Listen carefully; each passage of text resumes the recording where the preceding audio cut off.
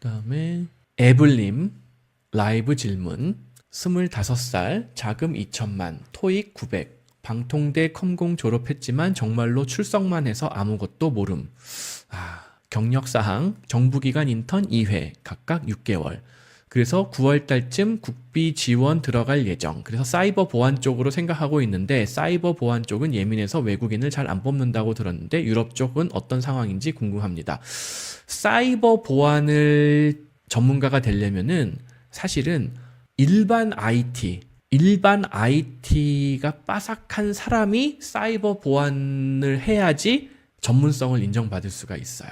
근데 지금 방통대 컴퓨터과학과를 졸업했지만 정말로 출석해서 아무것도 모른다. 근데 국비 지원 사이버 보안 공부하면은 갑자기 없었던 전문성이 생길 것이냐?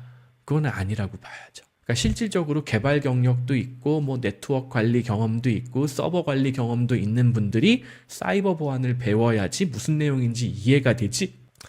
사이버 보안 그냥 출석만 해가지고 뭐 IT 수박 겉핥기식으로 배워가지고 야 블루 스크린이 뜰 때 요새는 그 툴을 쓰는지 모르겠는데 소프트아이스 가동시켜가지고 블루 스크린 밑에 커널 모드 디버깅을 해가지고 블루 스크린 밑 작업을 어떻게 할 것인가 뭐 이런 거를 할 줄 알아야 될 거 아니에요. 뭐 어셈블리, 기계어 이런 거를 뭐 요새는 그렇게 안 하는지 모르겠는데 저도 옛날 사람이라서 요새 사이버 보안 무슨 툴을 어떻게 사용하고 뭐 어떤 기법을 활용하고 잘 몰라요 사실은.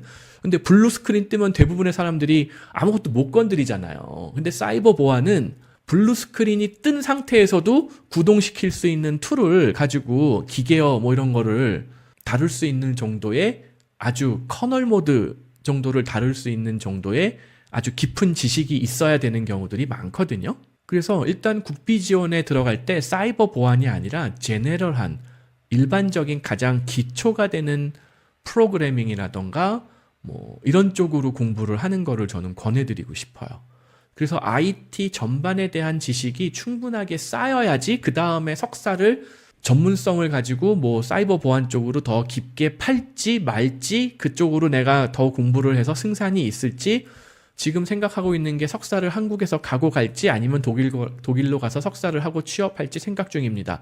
근데 학사 학위를 취득했지만 아는 게 없다. 그러면은 의미가 없어요. 관련된 IT에 정말 심각한 현업 경력을 쌓기 전에는 힘들어요. 그러니까 조금 더 실무 경력을 쌓으면서 추가 학업을 어느 방향으로 할지 조금 더 고민을 해봐야 돼요. 법조계가 꿈이었는데 특히 변호사 쪽이 어떤지 궁금합니다.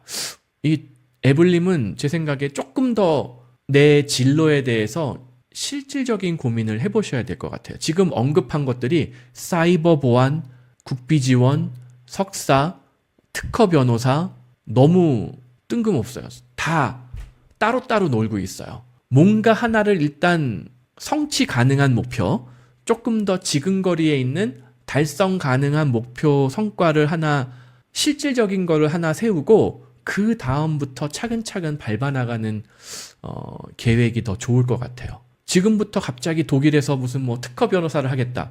도대체 독일에서 이런 지적재산권 관련된 전문 변호사가 되려면은 공부를 지금부터 독일어 공부만 2, 3년, 법대 4년, 뭐 또 공대 몇 년, 공부를 10년을 해야 될지 말지 몰라요. 아직 25살이 됐는데 이렇다 할 만한 경력이 없는 상태잖아요. 정부기관 인턴 2회 각각 6개월씩 1년 정도 하셔서 그래도 사회생활을 안 한 거보다는 낫기는 한데 그 외에 실질적인 전문직 경력이 없는 거잖아요. 정규직 경력이 없고 인턴 경력만 있는 거잖아요. 인턴 경력은 모르겠어요. 인턴은 가셔가지고 어떤 업무를 실제로 수행하시는지 그거를 제가 정확하게는 잘 모르겠는데 약해요. 경력이. 그러므로 설사 지금 컴퓨터 과학과 졸업하고 출석만 해서 아무것도 잘 모른다.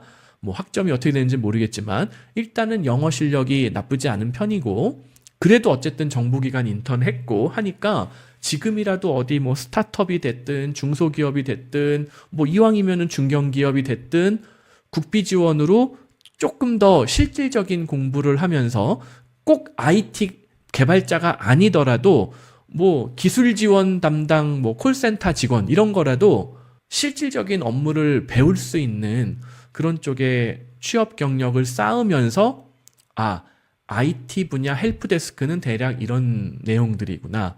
혹은 어느 정도 그 업무 프랙티스가 잡혀 있는 회사의 이런 일들은 이런 식으로 돌아가는구나. 비즈니스 프랙티스가 이렇구나. 이런 거를 경험한 다음에 아, 내가 이런 사회생활, 직장생활을 해보니 이러이러한 방향으로 나아갔을 때 내 능력이 극대화되겠구나. 내가 빛을 볼 수 있겠구나. 이거를 조금 더 판단을 해보고 그 다음에 계획을 세우시는 게 좋을 것 같아요.